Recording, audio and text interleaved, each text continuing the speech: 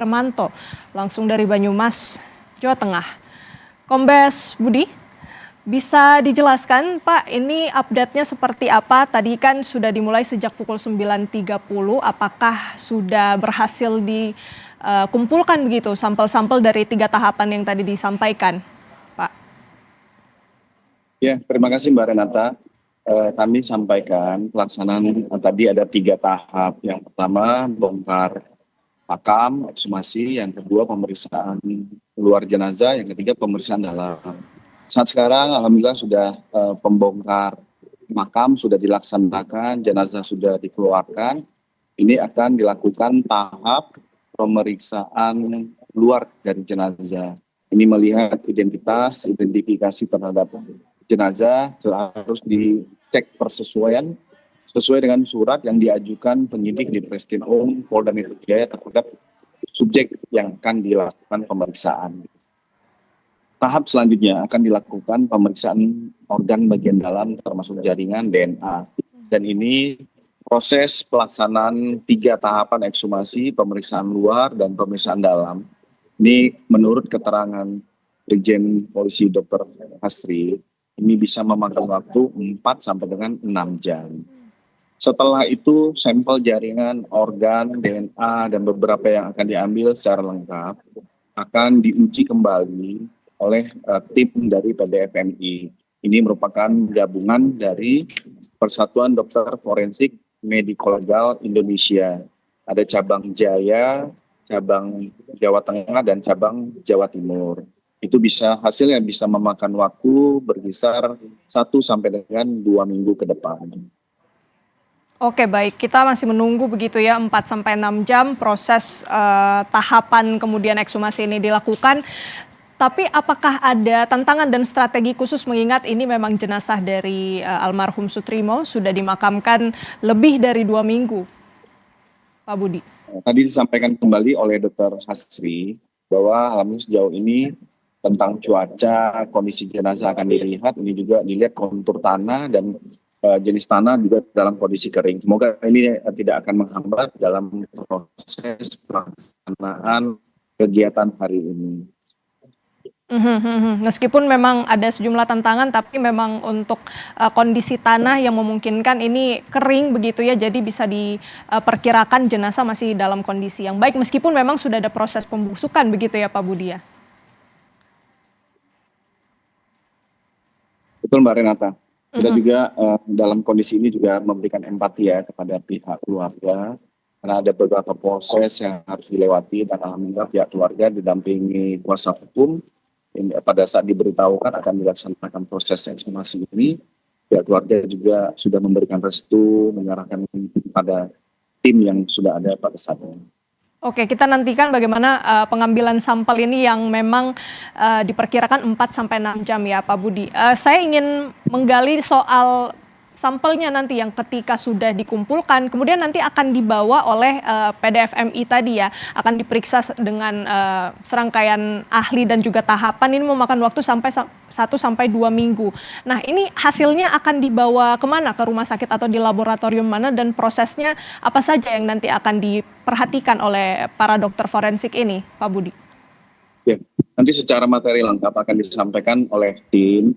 Dalam hal ini Brigjen Dr. Hasri dan Profesor Dr. Ahmad Yudi terkait tentang akan di mana. Yang pasti tetap mengusung pada profesionalitas, proporsional dan akuntabel dan dapat dipertanggungjawabkan dari sampel-sampel ini. Sampel ini bukan hanya terhadap lab laboratorium forensik kepolisian, tetapi juga ada nanti dari beberapa eksternal. Ini merupakan suatu sinergi dan keseimbangan di dalam hasil yang kita sama-sama harapkan. Apakah ini juga langkah untuk menjaga independensi dan transparansi juga yang diharapkan oleh masyarakat, Pak Budi? Untuk melibatkan banyak ahli. Ini merupakan independen dari tim dan transparansi. Yang paling utama adalah kita bisa menjawab pertanyaan publik termasuk pertanyaan dari pihak keluarga almarhum Sutrimo. Pak Budi, tadi kalau dari laporan jurnalis Kompas TV yang memantau proses ekshumasi, awalnya keluarga ingin menyaksikan, namun sempat ada informasi baru kalau keluarga kemudian tidak jadi dan diwakili oleh kuasa hukum. Bisa Anda jelaskan Pak, ini alasannya apa? Apakah ini ada intervensi atau seperti apa Pak Budi? Ya, yang perlu kita perhatikan adalah posisi kita untuk memberikan empati, dukungan moral kepada keluarga almarhum.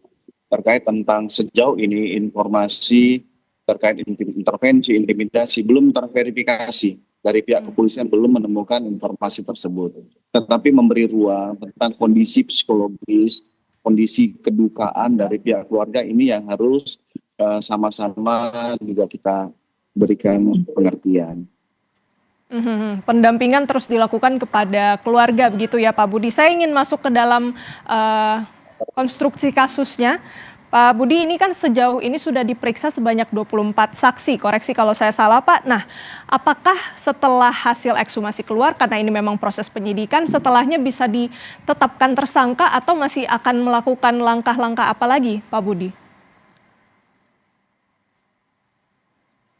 Ya, perlu kami jelaskan, proses ini berjalan dari proses penyelidikan dengan sudah melakukan permintaan keterangan, serangkaian kegiatan ini sudah 27 orang yang sudah diminta keterangan. Pada saat dengan adanya 2 laporan polisi, yang pertama laporan dari polisi Indonesia dari masyarakat ke Baris Krim Polri, yang kedua adalah pihak keluarga melalui kuasa hukum di Polresta Banyumas. Sehingga dari proses penyelidikan sudah naik ke tahap penyidikan. Sudah ada 8 orang dalam proses penyidikan ini yang sudah diminta keterangan sesuai dengan pro justisia. Tapi yang kemudian menghambat begitu ya untuk penetapan tersangkanya ini, apakah memang tersisa pertanyaan soal bagaimana kemudian proses dari kematian Sutrimo ini, atau ada pertanyaan-pertanyaan yang ingin masih digali oleh penyidik, Pak Budi? Pastinya rangkaian ini sangat panjang, jadi tidak ada yang terhambat. Penyidik juga sejauh ini belum menemukan suatu kendala karena tahapan ini harus semua secara komprehensif dan paripurna. Yang paling utama adalah seluruh bukti-bukti ini terdukung secara scientific investigation.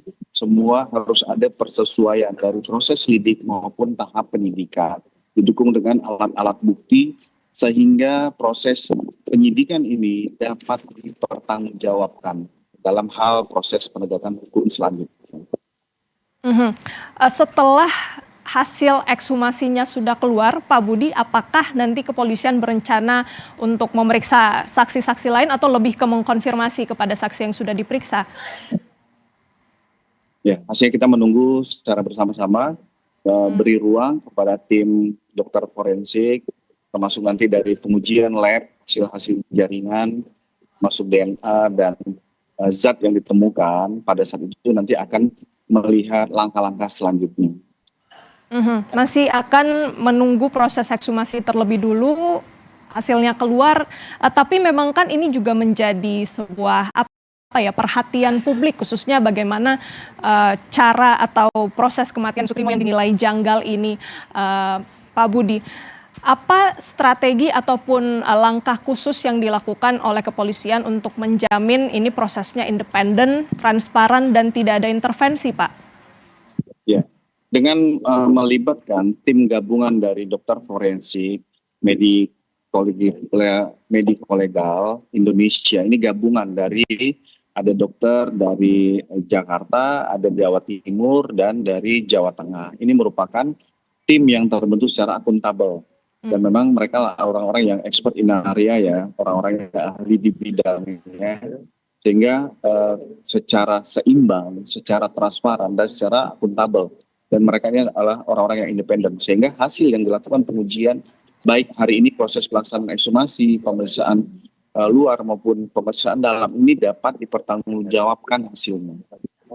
Oke, kita nantikan bersama bagaimana hasil ekshumasi yang diperkirakan ini akan memakan waktu sekitar 4-6 jam. Tahapan sudah masuk ke bagian pemeriksaan luar untuk identifikasi jenazah. Nanti kita update kembali informasinya. Terima kasih banyak Kombes Budi Hermanto, Kabid Humas Polda Metro Jaya. Sehat selalu, Pak. Sehat selalu, Mbak.